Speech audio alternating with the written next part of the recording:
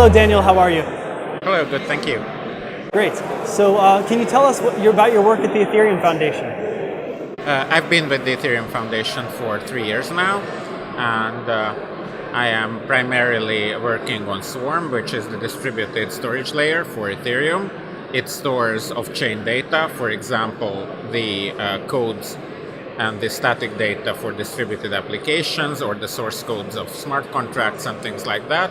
And maybe in the future it will also store historical blockchain data. So that's primarily what I do, but sometimes I contribute to other parts of Ethereum as well. Very cool. So what is exciting about this project for you? Ethereum in general? Oh no, the Swarm aspect. Well, Swarm is one of those things that set Ethereum apart from previous generation blockchains. So it's a crucial element of the distributed application infrastructure. And I think that distributed applications, like complex distributed applications, are very promising in general. Great. And tell us about your talk that you had at the conference here.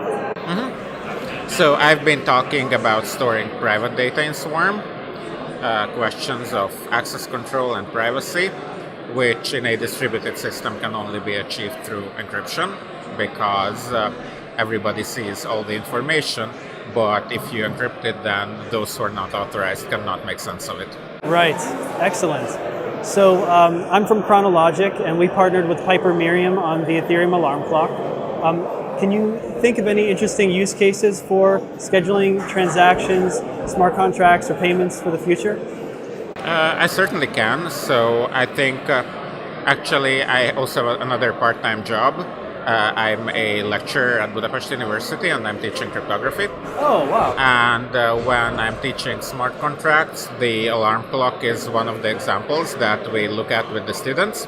Oh, cool. Because basically there's this statement that smart contracts are not really autonomous agents. They can only be moved by transactions sent to them. But the alarm clock actually gets around this constraint. Right. Because if you fund the alarm clock, then you can actually schedule future execution, and you can even have a contract schedule its own future execution, so you can actually make it self-referential and only the funds need to come from the outside. So it actually allows for completely autonomous mechanics to be implemented on the blockchain. I don't think it's fascinating.